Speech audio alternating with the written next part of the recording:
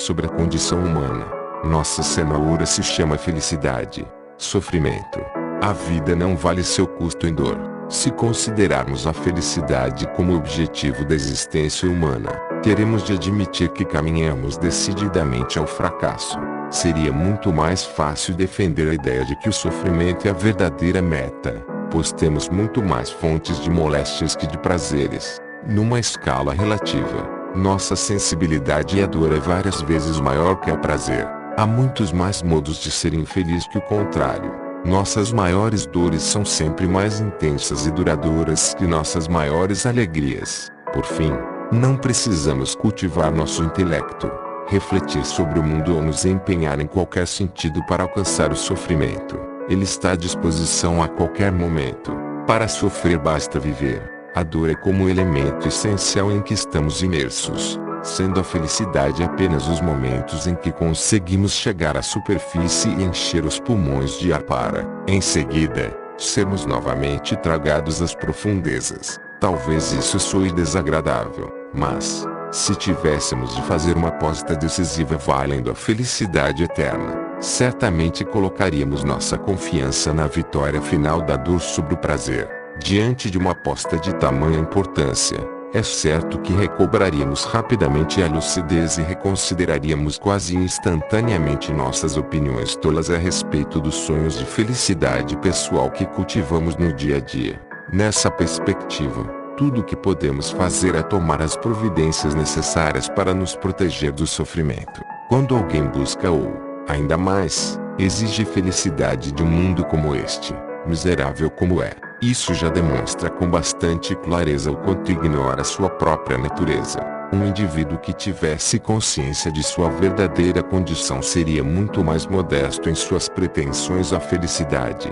Temos de entender que a vida, em essência, é um vírus. Chegamos até aqui graças a moléculas autorreplicastes cujo critério de seleção é a eficiência reprodutiva dos corpos que constroem. Esse critério mecânico nem chega perto de tocar coisas quase metafísicas como sonhos de felicidade pessoal. Com ou sem felicidade, a vida continuará rolando montanha abaixo no dever descabeçado da existência. Ademais, considerando que a satisfação, em geral, nos torna imprudentes e preguiçosos, faz perfeito sentido que a natureza tenha restringido sua duração a curtos momentos, seguidos de longos períodos de sofrimento que nos impelem à ação, visando a satisfação de nossas necessidades. Essa visão parece pintar o acaso como algo maldoso e cruel, mas trata-se de uma impressão superficial. Se quisermos pensar a ótica impessoal da vida enquanto um sistema maquinal, só precisamos imaginar como construiríamos um ser vivo se nosso único interesse fosse sua perpetuação. Para tanto, poderemos colocar em sua própria constituição íntima elementos que visem enganá-lo, iludi-lo, encher seu horizonte de paisagens falsas, tudo em nome da eficiência. Acrescentemos que nunca nos veremos obrigados a cumprir com nossa palavra. Tudo se resume a garantir que o sistema funcione, ainda que com grandes doses de sofrimento. Chegaríamos, em pouco tempo, a algo bem próximo dos robôs que a natureza criou através da evolução biológica. Nossa situação não é muito diferente daquela de um burro que tem uma cenoura pendurada à sua frente. Nossa cenoura se chama felicidade. Perseguindo-a, corremos em busca de algo que jamais alcançaremos. Temos a impressão de que nascemos para ser felizes, mas apenas porque estamos presos à lógica interna de nossa natureza biológica. A condição de ser vivo nos impõe como referenciais supremos o prazer e o sofrimento. Contudo, o prazer é apenas um mecanismo psicológico arquitetado para influenciar nosso comportamento, não uma realidade a qual estamos caminhando. Isso ficará claro se considerarmos o fato de que, ao alcançarmos a satisfação de algum desejo, teremos apenas alguns instantes de prazer como recompensa e, em seguida, já nos começam a molestar novas necessidades que nos tornarão inquietos. Não tardará para que partamos novamente à ação, num ciclo de insatisfação que só terminará com a morte do indivíduo ou com a aquisição de um grão de bom senso. Constatando que a busca pela felicidade é uma cilada, poderíamos ter a sensata ideia de cruzar os braços e permanecer inertes. Parece que isso resolveria todos os problemas relacionados ao sofrimento, visto que surgem, direta ou indiretamente, de todas as coisas que desejamos com o intuito de alcançar a plenitude que aprendemos ser possível no jardim de infância. Imaginamos certo sonho e supomos que, uma vez realizado, nos daremos por satisfeitos. Porém, com o tempo, vemos que isso não acontece. Nunca acontecerá. Então faria sentido considerarmos a inação, a ausência de desejo, como uma solução. Porém, quem apostar nessa ideia logo perceberá um inconveniente óbvio, próprio e incontornável chamado tédio. Uma vida mergulhada nesse elemento é tão insuportável que nos faz retornar imediatamente à ação. Mesmo que saibamos ser esse um investimento sem futuro. Se, por um lado, desejar é sofrer, por outro, não desejar é impossível. Portanto, seja pela ilusão da felicidade, seja pelas torturas do tédio, somos obrigados a nos manter em atividade, e com isso nos expomos ao sofrimento.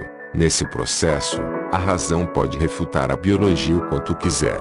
Está cuspindo no prato que come e, cedo ou tarde, sofrerá represálias por tentar colocar de lado nossas necessidades instintivas. O cérebro está repleto de mecanismos que detectam as tentativas de burlar as regras desta brincadeira chamada vida. Nesse jogo, podemos acreditar que existe alguma chance de vitória.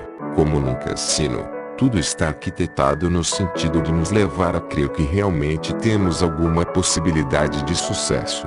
Lembremo-nos, contudo, da premissa principal: a casa sempre ganha. Foi a natureza quem fez as regras, não nós. E como nossos instintos mais primitivos nos impedem de abandonar a jogatina, o destino que nos aguarda é a bancarrota certa. O fato de entendermos o mecanismo que nos leva a tal impasse pouco ajuda no sentido de mudá-lo. Como viciados crônicos, a compreensão de nosso quadro de dependência equivale a iluminar as engrenagens daquilo que nos controla, apenas tornando nossa liberdade um sonho ainda mais distante. Sabemos por que somos assim, mas essa compreensão não nos permite escapar de nossa condição. Nessa situação, tudo o que podemos fazer é jogar dentro das regras o mais inteligentemente possível, a fim de minimizar o sofrimento do qual somos vítimas constantes. Quando rejeitamos a ideia de felicidade como objetivo último da existência, devemos rejeitar também, pelos mesmos motivos, todas as noções sustentadas por essa espécie de raciocínio, ou seja, tudo o que em nossas vidas tenha relação com sentido ou propósito, todos os antropomorfismos que inserimos no mundo. Por conseguinte, a vida humana não tem sentido, não faz parte de uma realidade maior. Um tropeço tem tanto sentido quanto uma morte. Um coração partido tem tanta lógica quanto um pneu furado. Não há um propósito educativo por detrás daquilo que nos acontece, exceto as lições que nós mesmos tiramos dessas experiências. Será bom deixarmos isso perfeitamente claro para nós mesmos se quisermos abandonar a postura ingênua de quem fica à espera de oportunidades que, disse, sempre chegarão no misterioso e invisível momento certo. Por exemplo, quando acometidos por alguma desgraça, é inútil esbravejar, lançando insultos e lamúrias aos céus. Em vez de desviar o olhar com revoltas sem sentido, seria mais sensato raciocinar, olhar para nós mesmos. Se quisermos encontrar respostas relevantes para nossos propósitos, estamos cansados de ouvir o contrário, mas sabemos que infortúnios ocorrem gratuitamente, sem qualquer razão e sem qualquer compensação, assim como coisas indiferentes ou positivas. O próprio fato de não procurarmos punições para equilibrar as situações em que tivemos sorte já demonstra nossa tendência natural ao auto-engano. Não há justiça, não há equilíbrio, é tudo acaso. Normalmente pensamos que isso não se aplica a seres humanos, mas apenas a terremotos, tempestades e outras calamidades da natureza. Entretanto, se adotarmos uma visão ampla o suficiente para perceber que também a vida é um fenômeno natural sobre o qual não temos nenhum controle, que surgiu e é regido pelas mesmas circunstâncias que o mundo inanimado, isso nos convencerá de que a vida, em seu coração, carrega mesmo a indiferença dos fenômenos naturais. Ninguém, por exemplo, tem culpa por nascer com um caráter perverso. Tampouco temos algum mérito caso possuamos algum talento especial. Podemos ser doentes numa maioria saudável, ou vice-versa. Nada disso quer dizer alguma coisa. Se acreditar que tenhamos nascido por algum motivo especial já é disparatado. Que dizer dos que acreditam ter nascido doentes por algum motivo? Isso tudo são apenas mentiras inofensivas que contamos a nós mesmos. Como crianças, imaginamos que no fundo, bem no fundo, a natureza se importa conosco, e apenas finge ser impassível para nos disciplinar. Aconteça o que acontecer, nunca deixaremos de nos sentir a coisa mais importante do universo. Muitos inclusive consideram tal sensação como uma prova de que o mundo tem planos para nossas vidas. Não fica exatamente claro como alguém, em sã consciência, pode acreditar nesse tipo de coisa. Porém, caso tenhamos dificuldades em nos distanciar dessa esperança por meio da inteligência, podemos chegar ao mesmo efeito supondo que o universo, invejoso, nunca dará o braço a torcer. Assim, nada impede que nossas vidas se passem por inteiro sem um único momento feliz. Pouco importa se nos sentimos merecedores de tal alegria. Somos os únicos que se importam com isso. A natureza nunca nos prometeu felicidade. Caso alguém a tenha prometido a nós, simplesmente não sabia do que estava falando. Então, caso não recebamos em vida as compensações que julgamos merecer, passar pela existência nos sentindo injustiçados não nos tornará uma prioridade na fila existencial de acasos favoráveis. Morreremos tão insatisfeitos como vivemos, e revoltar-se contra isso demonstra apenas uma lamentável postura de irreflexão. Filosoficamente, a vida é tudo o que poderíamos considerar indesejável, banal, oca, inútil, sem sentido, como todos sabem. Contudo, não podemos afirmar que isso, por si só, implicará uma existência miserável. Embora possamos ter certeza de que a maioria dos indivíduos levará uma vida quase indigente, isso não se deve à ausência de sentido da vida ou à natureza da realidade objetiva. Talvez pareça o contrário porque tais elementos são totalmente indiferentes, e a total indiferença, em termos subjetivos, é algo que em geral consideramos negativo. O caso é que a esfera subjetiva da realidade, criada pela vida individual, tem regras que definem, em seus próprios termos, o significado da realidade exterior. Assim, nesse aspecto, tudo gira em torno de como interpretamos o mundo e o sentimos pessoalmente, não importando realmente o que o mundo é em si mesmo. Numa analogia com um computador, poderíamos entender a objetividade como o hardware e a subjetividade como o software. As regras físicas de nossa existência seriam determinadas por componentes eletrônicos, que são fixos. Porém, apesar dessa fixidez, podemos conceber inúmeros softwares que, a partir do mesmo hardware, se comportam de modos completamente distintos. Dois indivíduos quaisquer, colocados na mesma situação objetiva, podem sentir a vida de modo completamente distinto um do outro.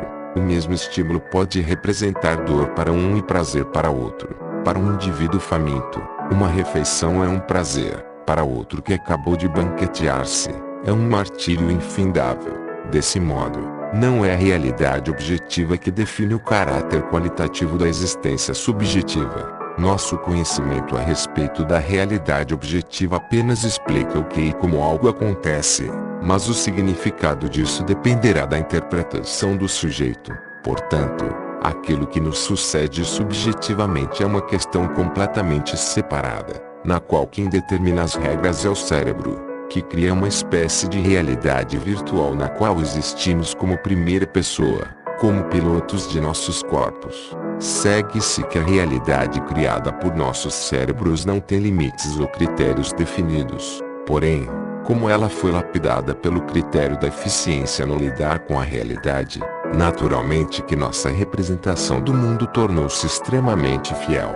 Tamanha é a uniformidade de nossa experiência sensorial do mundo que a maioria dos indivíduos usa substâncias psicoativas exatamente para, por alguns instantes, passar a ver o mundo sob outra ótica, na esperança de fugir do tédio. Podemos pensar que essa uniformidade excessiva é ruim, mas nos convenceremos do contrário se visitarmos um manicômio, ou seja, o lugar em que ficam isoladas as máquinas humanas com defeitos no sistema de virtualização da realidade. Em regra, isso as torna ainda mais miseráveis, pois em suas mentes há um mundo muito diferente da realidade exterior. Assim, elas tropeçam não apenas nas dores do mundo, mas também em suas próprias dores imaginárias. Naturalmente, se nada impede que soframos, também nada impediria que fôssemos seres exclusivamente felizes, exceto pelo fato de que nunca sobreviveríamos em condições naturais. Seríamos tão felizes que não nos protegeríamos dos perigos da existência. Andaríamos como bêbados sorrindo para todos os lados, alheios a tudo que poderia nos ferir. Cairíamos num buraco gargalhando. A hemorragia interna nos faria berrar de alegria. Em vez de chamar uma ambulância, ficaríamos brincando com as fraturas expostas. Em suma, seríamos lunáticos. Não deixa de ser uma perspectiva atraente, apesar de inviável, ao menos até que haja avanços mais consistentes na área de engenharia genética e, assim, possamos finalmente brincar de Deus com resultados mais satisfatórios. Podemos, então, ser felizes ou tristes com a mesma realidade objetiva. Isso dependerá apenas de nossa ótica, ou seja, da interpretação dos fatos feita por nossos cérebros. Pois o tédio, por exemplo, não é uma realidade em si, mas um estado mental entre outros tantos. Certo livro pode ser enfadonho para uma pessoa ou interessante para outra, e pode, para a mesma pessoa, ser interessante ou enfadonho, dependendo de seu estado mental, em função de como uma pessoa dormiu, de estar ou não bem alimentada, de um simples café. Sua postura frente à existência pode ser completamente diferente. Isso se deve única e exclusivamente às mudanças que ocorrem na fisiologia de nossos cérebros, já que a realidade exterior, objetiva, permanece sempre a mesma. Um cérebro equilibrado e saudável e um corpo livre de enfermidades, ou seja, mente sã e corpo são, constituem os elementos fundamentais, os fatores mais importantes na determinação do grau de nossa satisfação ou insatisfação frente à existência. Ser saudável é muito mais relevante que, por exemplo, bens materiais, fama, prestígio etc. Não que tais coisas sejam desnecessárias, mas ocupam uma posição muito menos decisiva. É certo que a saúde, por si própria, não garante coisa alguma, mas sua ausência, por sua vez, garante que seremos desgraçados, independentemente de quão favoráveis forem as circunstâncias em que nos encontremos, ao nos enxergarmos como máquinas que, por um lado, são estruturas físicas e que, por outro, criam uma realidade própria através de processos físico-químicos. Isso nos permite acessar os dois lados do nada. Essa visão é mais ou menos equivalente à de um programador. Ao observar um software, temos a interface gráfica, que seria a parte correspondente à nossa consciência. Mas, por detrás dela, encontramos códigos que determinam seu funcionamento, seu modo particular de interagir com o hardware, ou seja, aquilo que, em nossos corpos, equivale à organização física das estruturas que constituem nossos cérebros. Assim, quando utilizamos um software para fazer cálculos, podemos explicar o mesmo fenômeno sob suas óticas distintas. Em uma, o software exibiu o número 10 porque digitamos 5 mais 5. Na outra, dado o input 5 mais 5, o resultado 10 é inevitável. De um lado, temos a ótica subjetiva e, de outro, a ótica objetiva a respeito do mesmo fenômeno. Nossa consciência está para a interface gráfica de um software, assim como os códigos que o constituem estão para os circuitos neurais de nosso cérebro, mesmo que ambos sejam determinados pelas leis físicas da realidade objetiva. É o modo como estão organizados para cumprir uma função que faz com que se comportem segundo uma lógica própria. Somos máquinas, e podemos ver como isso, ao mesmo tempo em que nega o livre-arbítrio, não remove nossa liberdade enquanto sujeitos, pois são infinitos os modos como poderíamos programar uma máquina dentro dos termos impostos pela realidade física. Perceba-se também que, ao afirmar que somos máquinas, Isso só parece uma visão limitada porque nos imaginamos como um sistema tosco de engrenagens semelhante a um relógio. Ao acrescentarmos que somos máquinas programáveis, isso nos fornece uma perspectiva muito mais satisfatória, pois, a partir das mesmas estruturas biológicas, podemos ter diferentes programações, e com elas miríades de comportamentos distintos. Desse modo, temos nosso DNA como um manual de instruções para a construção de uma máquina com um computador de bordo. Os softwares instalados nesse computador, por sua vez, foram programados pela seleção natural. E nós, que somos os usuários finais desse sistema, temos a consciência como interface gráfica a partir da qual controlamos algumas funções de nossos corpos. E recebemos também informações, internas e externas, que nos permitem monitorar o status desse sistema. Em outras palavras, a posição de nossa consciência equivale, mais ou menos, a um cargo administrativo na empresa biológica que é nosso corpo, como um gerente geral cuja função é inspecionar elementos internos, como a saúde e os processos em andamento no sistema, e externos, como a competição, as fontes de matéria-prima e as empresas vizinhas dispostas a negociar parcerias casuais. A consciência, a partir de dados internos, pode constatar um problema em nossos níveis de energia e intervir com o alimento, ou, a partir de dados externos, pode verificar a presença de perigo e intervir com agressão. Claro que há bem mais componentes em nossas máquinas que aqueles dos quais temos consciência, mas infelizmente estamos limitados à interface gráfica programada em nós pela evolução. Contudo, o próprio fato de estarmos pensando nisso já indica que a evolução deixou, propositalmente em certo sentido, uma área do programa reservada para colocarmos nossos próprios botões. Com isso, naturalmente, nos referimos ao aprendizado, que pode ocorrer com ou sem consciência. Nessa ótica, ainda estaríamos na posição de usuários comuns. O componente mais interessante da consciência humana é, sem dúvida, a capacidade de reflexão, pois ela permite que nos coloquemos na posição de um programador cego. Entretanto, pois nosso único ponto de contato direto com o mundo exterior continua sendo a interface proporcionada pelos sentidos, o intelecto pode imaginar muitas coisas a respeito do mundo em si mesmo, mas ainda precisará dos sentidos para verificar a correção dessas suposições. Caso não haja esse critério de verificação independente, nos veremos ameaçados pelo relativismo imposto pela nossa condição de sujeitos. Até o momento, o melhor método que podemos conceber para distinguir entre teorias reais e falsas é que apenas as verdadeiras funcionam. De qualquer modo, trata-se de uma vantagem muito considerável, desde que saibamos usá-la com competência. Nessa situação, a consciência, através da reflexão abstrata, pode detectar problemas e intervir em áreas que não lhes são imediatamente acessíveis. Em outros termos, a reflexão é como uma interface estendida para usuários avançados. Os familiarizados com programação perceberão que a reflexão se assemelha a um shell dentro de um sistema gráfico pré-configurado. Ela permite, até certo ponto, que programemos em nós mesmos alguns novos plugins personalizados. Os humanos são, portanto, além de máquinas programáveis que aprendem, as únicas capazes de entender a linguagem da realidade objetiva e programar a si próprias enquanto máquinas subjetivas. Claro que não podemos alterar a programação determinada pela evolução biológica. Podemos, contudo, desenvolver códigos que atualizem seu comportamento e, ainda mais, que corrijam seus dolorosos bugs. A área que nos proporcionou a formação necessária para agir como assistentes técnicos de nós próprios é aquilo que conhecemos como ciência.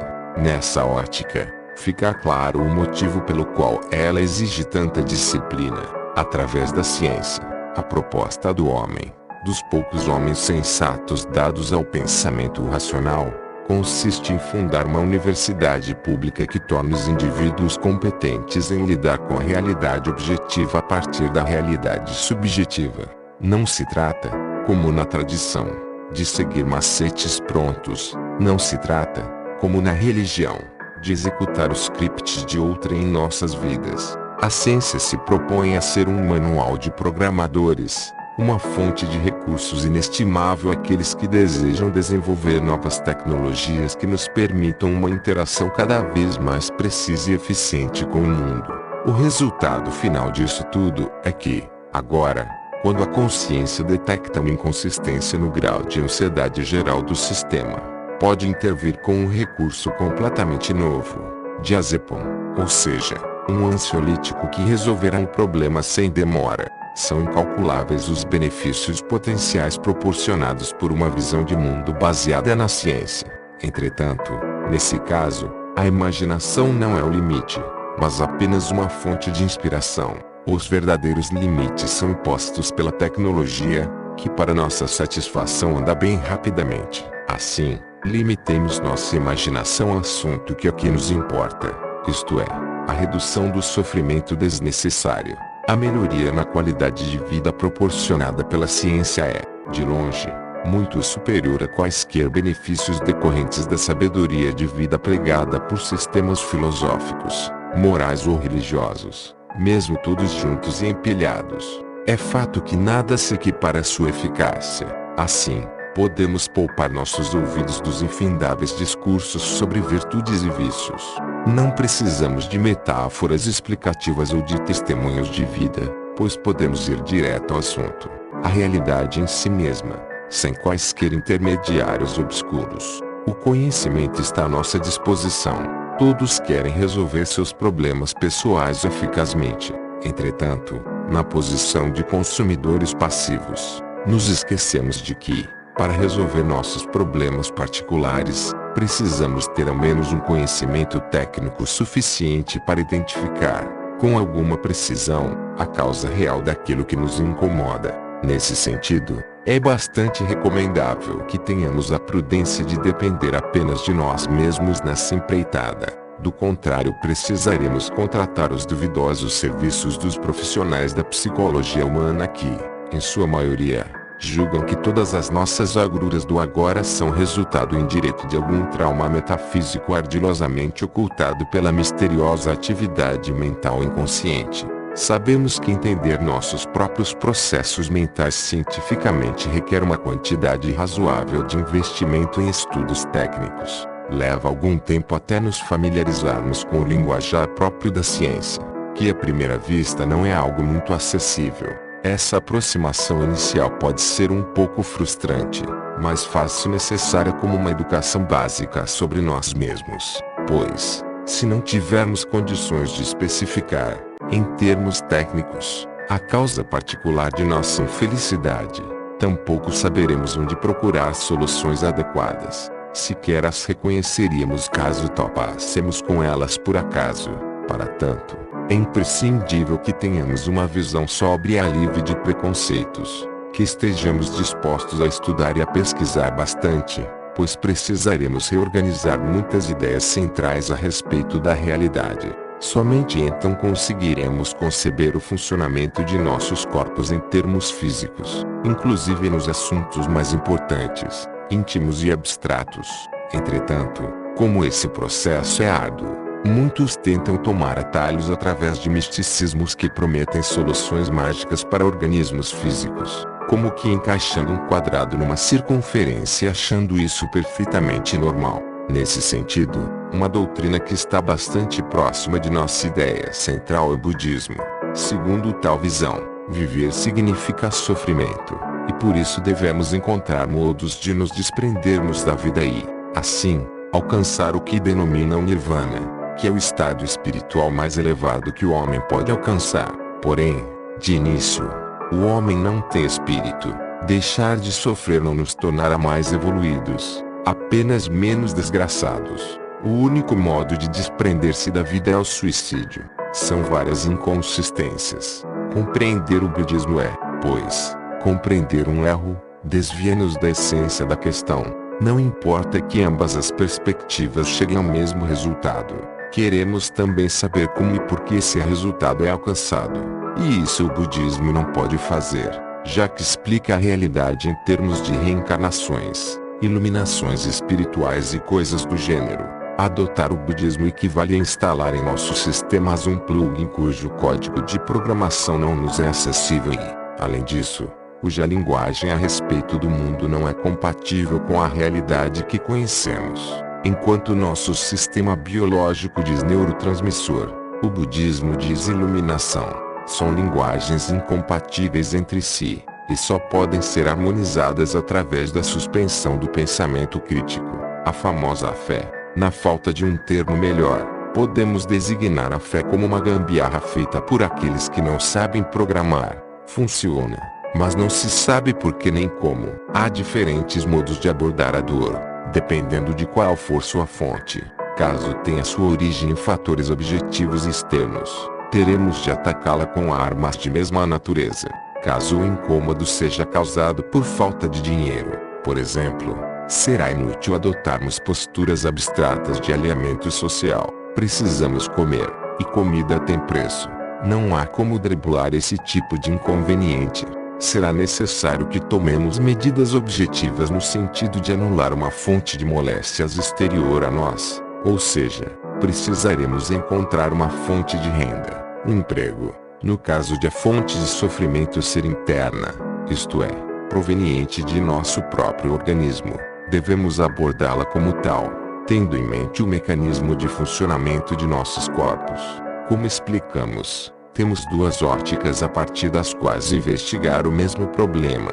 Podemos abordá-lo intuitivamente, através da introspecção, que é uma ferramenta subjetiva pré-programada em nós pela própria evolução biológica, e também podemos abordá-lo intelectualmente, empregando o conhecimento científico a respeito dos mecanismos físicos de nossos corpos. Sozinhas, ambas as abordagens são insuficientes para nossos propósitos. Ficam algo perdidas em si mesmas. Somente quando observamos como cada uma repercute na outra nos tornamos capazes de intervenções eficientes e controladas sobre nós próprios. Para isso devemos, a todo custo, evitar a separação entre biológico e psicológico, entre mental e material, pois tal divisão sem sentido fatalmente termina na criação de duas realidades, e em seguida a única saída lógica consiste em reduzir uma delas a um fantasma. Então teremos de declarar a consciência como um fantasma subjetivo ou o materialismo como um fantasma intelectual. O que temos, na verdade, são óticas distintas sobre uma mesma coisa, não realidades independentes sobrepostas. Claro que apenas a ótica da ciência é objetiva, porém nossa condição de existência é a subjetividade. Reduzir o homem apenas à ótica objetiva equivale a esquecer de nós próprios, que somos, afinal, a parte mais dolorosa da equação. Queremos que o resultado final tenha algum impacto subjetivo, ainda que por procedimentos objetivos. Podemos, portanto, entender a fome subjetivamente, como a sensação que traduz a necessidade de comer, ou objetivamente, como a falta de açúcar no sangue. Se, por exemplo, tivermos a estranha ideia de injetar insulina em nossos corpos, isso nos causará fome. Teremos a impressão de que não nos alimentamos há dias. Se, depois disso, injetarmos glicose, ela passará. A fome, assim como o sofrimento como um todo, só existe em nossas mentes. Porém, declará-la um fantasma subjetivo não diminuirá nosso desconforto, assim como negar sua origem objetiva não fará com que a glicose deixe de surtir efeito. Nosso cérebro está programado para traduzir a realidade em termos relevantes ao sujeito. A ciência procura descrever a realidade em função de si mesma, numa ótica imparcial. Temos, portanto, as óticas subjetiva e objetiva sobre a mesma coisa. Uma fala em primeira pessoa, a outra, em terceira. Uma é o sujeito, a outra é a razão. Uma ótica é fruto da evolução biológica, a outra nós mesmos desenvolvemos através da reflexão e da pesquisa. As duas óticas empregam linguagens que não conversam muito bem entre si, pois nasceram em função de diferentes pressupostos. A primeira visa a sobrevivência enquanto a segunda visa o conhecimento. Considerando sua tarefa original, ambas funcionam respeitavelmente bem. Porém, considerando que só há uma realidade, É como se houvéssemos descoberto aquilo que existe a partir daquilo que não existe. Apenas agora chegamos à verdadeiramente grande questão. E daí? Daí que é importante entendermos o mundo para viver. O conhecimento nos permite lidar com o mundo mais eficazmente. Isso tudo foi exposto para compreendermos que, por exemplo, quando estivermos tristes, mesmo com bons motivos, devemos ter em mente que a tristeza ainda pode ser reduzida à nossa química cerebral, não havendo nisso qualquer reducionismo. Tal fato pode ser demonstrado experimentalmente pela administração de alguma substância que atue em nossos neurotransmissores. Com isso, podemos passar de tristes para eufóricos, de melancólicos para desesperados, de suicidas para super-homens. Com a simples alteração de nossa química cerebral, muda também o teor afetivo de nossa visão subjetiva da realidade, e estranho seria se não mudasse. Para nos convencermos disso, tomemos como exemplo a tristeza decorrente daquilo que designamos como coração partido. Amávamos alguém, e esse alguém nos abandona. Ó mundo cruel, sofremos imensamente, é verdade, mas não costumamos ver nada de químico nisso. Pensamos tratar-se de alguma dor metafísica inexplicável. Contudo, se tomarmos a louvável iniciativa de pensar no assunto com objetividade, veremos que a dor de um amor malogrado assemelha-se muito ao quadro de abstinência que dependentes químicos experimentam ao tentar abandonar o vício. Em ambas as situações, as dores são intensas, prolongadas e angustiantes. O sofrimento, de início, é terrível e esmagador, mas se atenua com o tempo. Se recuperarmos nosso objeto de desejo, o desconforto desaparece imediatamente. Se existem muitas similaridades entre ambas as coisas, isso acontece por um motivo muito simples. Em nosso cérebro, tudo é químico. O amor é tão químico quanto a cocaína, e igualmente viciogênico. Ele pode tornar os indivíduos imprudentes, levá-los a realizar atos tão extremos quanto os motivados pelo uso abusivo de qualquer outra substância psicoativa, sendo responsável pela destruição de muitas vidas. Drogas potentes fazem isso, sejam elas endógenas ou exógenas. Logicamente, é incômodo pensar em nosso cérebro como um traficante. Quando ele nos vicia em algo, preferimos ser poéticos, dizer que fomos atingidos pela flecha do cupido. Porém, quando preferimos ser realistas, vemos que amar uma pessoa é estar viciado nela. Quando nos acostumamos a usar uma pessoa para satisfazer nossas necessidades, tornamos-nos dependentes dela, exatamente como um viciado que usa drogas para satisfazer-se. Outra similaridade é que, quando usamos alguma droga pela primeira vez, o efeito é fortíssimo. Entretanto, com o tempo, tornamos-nos resistentes, e precisamos de doses cada vez maiores para sentir o mesmo efeito. Com o uso prolongado, fica mais difícil abandonar o vício, e configura-se um quadro de dependência. Tendo isso em mente, observemos os seguintes fatos. Quando nos apaixonamos, o sentimento é arrebatador, assim como uma primeira dose de narcótico. Ficamos efetivamente entorpecidos. Nossa personalidade muda completamente. Que outra explicação poderia haver senão que estamos dopados, e pelo nosso próprio cérebro? Como seria de se esperar, essa mesma paixão, sendo algo químico, deixa de ser tão intensa depois de algum tempo. Com o passar dos anos, tudo se esfria, e fatalmente chegamos ao ponto em que aquela mesma pessoa que outrora amávamos loucamente passa a ser um objeto de indiferença. Parece que não sentimos mais nada, que não precisamos mais daquela pessoa, e continuamos com essa impressão até que ela decida nos abandonar. Somente então experimentamos uma dor pungente que nos faz voltar a desejá-la desesperadamente. Pensamos nela o dia todo, todos os dias, coisa que comumente chamamos de saudade, embora não seja mais que uma abstinência exatamente igual à de um viciado que não tem dinheiro para custear a próxima dose de narcótico. Isso tudo, a princípio, parece bizarro e surreal, uma hipótese absurda. Até admitimos que tais fatos possam aplicar-se a animais, algumas pessoas que odiamos, mas nunca a nós, pois nossos sentimentos são tão sublimes que transcendem a física, a química, a biologia, a sensatez. Podemos inventar quantas explicações quisermos para nos colocarmos à parte da realidade. O resultado será apenas que continuaremos ignorantes sobre aquilo que realmente nos move.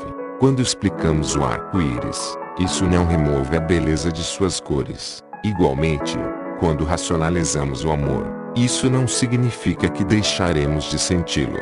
A razão e a emoção são duas instâncias relativamente independentes em nossas vidas mentais. Entender sentimentos não muda coisa alguma quanto àquilo que sentimos, só quanto àquilo que sabemos. Podemos tomar um calmante racionalmente, sabendo que ele é químico, mas ele fará o mesmo efeito. Sentiremos intimamente suas repercussões, do mesmo modo como sentimos o amor.